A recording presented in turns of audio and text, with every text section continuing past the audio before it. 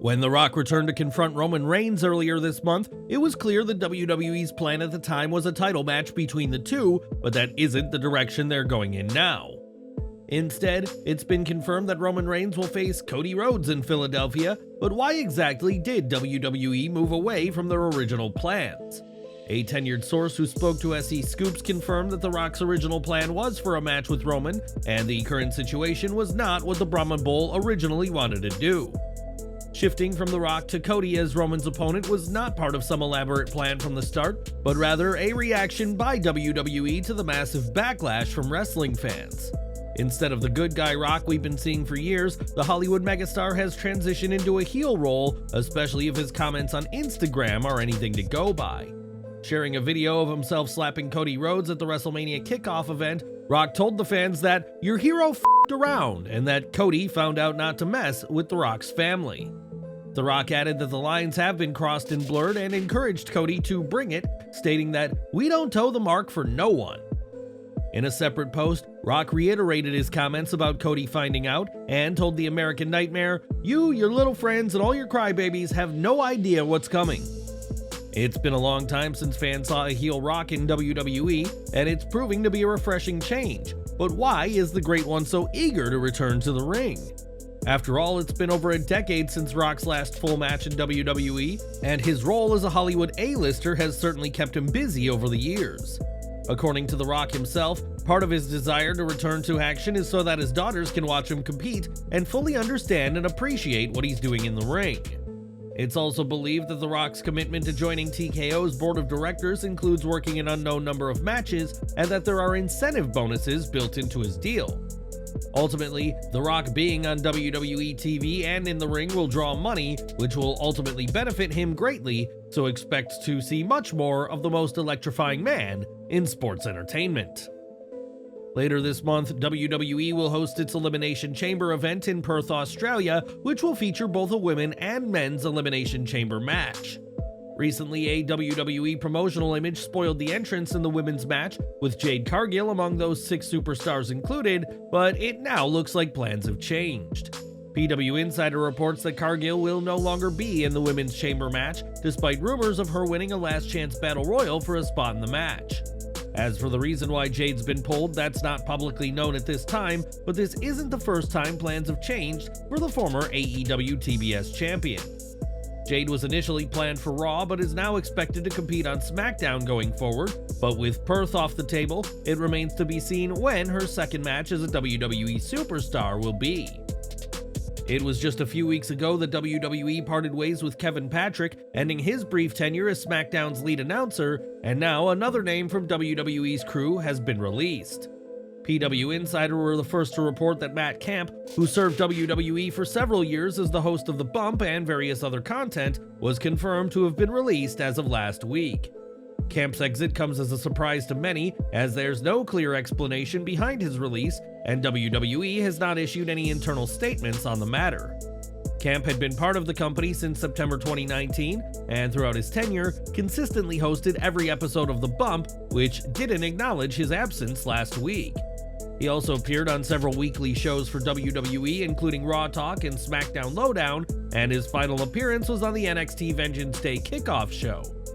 Before WWE, Camp was the lead announcer for Tommy Dreamer's House of Hardcore, and also has a background with Busted Open Radio. And we'll have to see what's next now that his WWE run is over. In his few months on the role, Nick Aldis has thrived as SmackDown's general manager, and this week, the Brit made several announcements that could shake up the road to WrestleMania 40. In a clip shared online, Aldis addressed Shotzi's injury during the tapings for next week's NXT, which will prevent her from participating in the Women's Elimination Chamber qualifying match. In Shotzi's place, Alba Fire will face Naomi for a spot in the Women's Chamber, with Shotzi's original opponent Tiffany Stratton now set to face Zelina Vega for a coveted spot. Aldis also spoke about Logan Paul versus The Rock before turning his attention to The Rock and Roman Reigns, and said that he has some surprises for the pair as they prepare to grace SmackDown. The SmackDown GM didn't share what those surprises were, but we'll find out soon enough, and Aldis won't back down from either the Tribal Chief or the Brahma Bull. We mentioned that Shotzi suffered an injury during the tapings for next week's NXT, but what exactly happened to the tank-driving superstar? Fightful reports that Shotzi's title match against NXT Women's Champion Lyra Valkyria was stopped due to a serious knee injury, and added that this was not a work. Shotzi experienced significant pain backstage and couldn't put weight on her leg, and had to hop to the back with the assistance from WWE's medical crew. She was visibly in distress upon arriving backstage, prompting immediate concern from officials who swiftly arranged for her medical evaluation. The results of said evaluation are not public knowledge at this time, but her injury is clearly serious enough that she had to be pulled from her Elimination Chamber qualifying match. This is an awful situation for Shotzi, especially as we draw closer to WrestleMania 40, and we wish her all the best and a very speedy recovery to this situation. Over to AEW Dynamite now, as last week Matthew and Nicholas Jackson attacked Sting and Darby Allin after their tag team title win and mocked the Icon with their new looks this week. On Dynamite, the EVPs came out of their private jets still wearing last week's suits, but now the pair are rocking goatees that many fans took as a nod to Stinger's own facial hair. The Jacksons seemed poised to attack Tony Schiavone, who has his own connection with Sting, during Dynamite, but Darby Allin made the save. Allin came charging towards them, which led to the brothers retreating to the ramp, and when speaking about the brothers, argued that the former Bucks were abusing their power. Allin also made a subtle reference, recalling a former EVP of AEW who's since left, and a nod to WWE's Cody Rhodes that did not go unnoticed by fans in attendance. Rhodes left AEW in February 2022 and has since become one of WWE's top stars, but Allin and the fans evidently haven't forgotten his time as an AEW EVP. Cody has very professionally not spoken ill of AEW since his WWE return, and while his time as an EVP is a distant memory, his impact on the company made for a cool Easter egg on Dynamite. Dynamite's first match saw Jon Moxley making his way through the crowd without the Blackpool Combat Club to face Dax Harwood, who also arrived sans allies. A furious lockup between the two ended in the most surprising way, with Harwood kissing Moxley, then daring him to do something about it in a spot social media went crazy for. From that point forward, this was a fight, and both men consider themselves strikers, and they made sure to put those skills on full display in an affair that was neither pretty nor technical. There was an especially rough-looking suplex over the top rope to the floor, which both guys are going to be feeling today, but this was a fun brawl with entertaining spots. With a hot crowd and no risk of ringside distractions, the first half of the match was almost all strikes, but there was much more variety after the commercial break. Justin Roberts was on hand to announce when 5 minutes remained, and then 2, and while Harwood tried his best, he ended up passing out to a sleeper to give Mox the win. When he refused to release the hold, Wheeler ran out to the ring and started beating on him until Claudio Castagnoli came out to take him out, as showing the BCC will hold each other. In a squash match, Barrett Brown was destroyed by Wardlow, who would watch himself flex on the big screen before a TNT title contenders match between Daniel Garcia and Adam Copeland. The veteran tried to overpower his younger opponent early on, but Garcia quickly turned it around and made him grab the bottom rope to get out of an ankle lock. It was hard to tell who was getting the bigger pop, and realizing the crowd were supporting Garcia, Copeland played up his heel tendencies a bit, especially during picture-in-picture segments. They did a fantastic job making Garcia into a bigger babyface by having him make bigger and bigger comebacks, and Garcia dancing while standing on Copeland's knees was a good moment. The crowd was firmly behind him by the halfway point, but the interference of Nick Wayne and Killswitch caused a no-contest finish. Christian Cage and Daddy Magic had a stare down before Killswitch leveled Magic with some chairs from behind, and while Copeland saved Garcia from a chair attack, Mama Wayne hit him with a low blow. Cage ended up smashing Copeland's head between two chairs before posing with his group in a sign their feud isn't over yet. On this week's NXT, Baron Corbin and Bron Breakker captured the NXT Tag Team titles in an interesting move given that Breakker's call-up has been teased on the main roster. It certainly appears that the new champion will be competing on SmackDown in due time, but what's in the immediate future of Breakker and Corbin? During the latest set of NXT TV tapings for the February 20th episode, Corbin and Breakker cut a promo, but Andre Chase and Duke Hudson interrupted, demanding a shot at the titles. Nathan Frazier and Axiom also sought a title match with NXT General Manager Ava, announcing a number 1 contenders match, which saw Chase and Hudson get the win.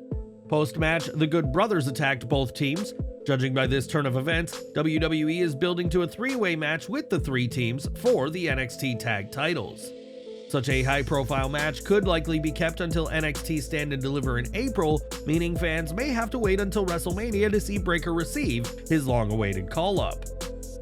From the moment Breakker arrived in NXT, expectations were high for the second-generation superstar, with many expecting him to be fast-tracked to the main roster. While that latter part didn't happen, Breakker has impressed as both a heel and a face, and he's earned the seal of approval of one of the all-time greats. During the latest edition of his 6 Feet Under podcast, The Undertaker endorsed Bron Breakker as a high-caliber talent who has all the important it factor. He said, "He's got it, not only the physical attributes, but he has it. He's a personality, and the it factor is important. It's cool that they can take that much time with him. That shows how strong the roster really is. They let him develop and develop and develop, and now he's ready and he'll move into a really good spot, I'm sure." A 2-time NXT champion and reigning tag champion at just 26 years old, the future's bright for Breakker, and this endorsement by the Phenom is just another feather in the cap of Bron. But what do you make of the Phenom's comments? Does Breakker have the it factor in your eyes? Let us know in the comments down below. Back to AEW, and Darby Allin is known for being a risk taker in and out of the ring, and later this month, the thrill seeker will undergo a huge risk by attempting to scale Mount Everest. With over 300 climbers losing their lives on Everest and 200 or so bodies remaining, the risks of such a venture are very real, but the AEW World Tag Team Champion has big plans for after he hits the summit. While speaking with Denise Salcedo, Darby Allin revealed that he plans on becoming the face of AEW by winning the AEW World Championship after conquering Everest. Allin added that he's going to have to dig deep when climbing Everest to find out what it's really like to scale the behemoth in what'll be his most dangerous stunt to date. Darby Allin has previously said that he intends to plant an AEW flag on Everest's peak, and time will tell if a successful climb and an AEW world title reign is in the future of the young wrestler. Are you excited at the prospect of a Darby Allin world title run? And how do you think the AEW star will fare on Mount Everest? Sound off below. With the lawsuit against Vince McMahon once again dominating headlines, there has been a renewed spotlight on how women in WWE were treated when he was in charge of the show. Several women have spoken about feeling uncomfortable during their time with WWE, as they were made to do things the men didn't have to do, and now Francine has also spoken up. Speaking on her Eyes Up Here podcast, the Queen of Extreme recalled being encouraged to use oil to attract McMahon's attention. She said, "I mean, when I worked there were stories floating around, and again, when I worked there, I was told by somebody higher up that if you want to be seen, go get a bottle of oil. Rubbing oil all over my boobs and knocking on Vince's door and going in there and leaning on his desk and trying to get noticed. That's what I was told to do, and I said absolutely not, I'm not doing that." It wouldn't be long after the 2006 ECW revival that Francine was cut, with other women like Kelly, who has had her own problematic McMahon stories, being given the spotlight. Francine may have been a sultry sex pot in the original ECW, but there were some lines she refused to cross, and that includes degrading herself in oil just to get the boss's attention. But what do you make of this situation? Was Francine right to stand by her principles, even if it hurt her career? Let us know in the comments. In the main event of this week's Dynamite, AEW International Champion Orange Cassidy faced Matt Taven, and while the gold wasn't on the line, AEW made up for it by this being a Texas death match. The stipulation meant we were never going to get a standard wrestling match, and sure enough, the two men threw hands until the fight spilled into the crowd before the break. Interestingly, AEW has started moving away from having any wrestlers accompany each other to the ring, which was very noticeable this week, as was Cassidy clearing the barricade with a single jump. Taven hasn't had many singles matches in AEW, so it was great to see him get a chance to shine on his own for once. He is a great talent who can be a top heel in any promotion. It was only a matter of time before tables were introduced, and Taven ended up putting himself through one when he missed a dive over the top rope in the wildest spot of the night. Cassidy found a heart-shaped box of tacks and dumped them into the ring, but Taven ended up shoving him into the tacks before landing on them himself a moment later. Both men were bleeding a lot from their heads, and this was one of those AEW matches that was about brutality, weapons, and the occasional comedy spot.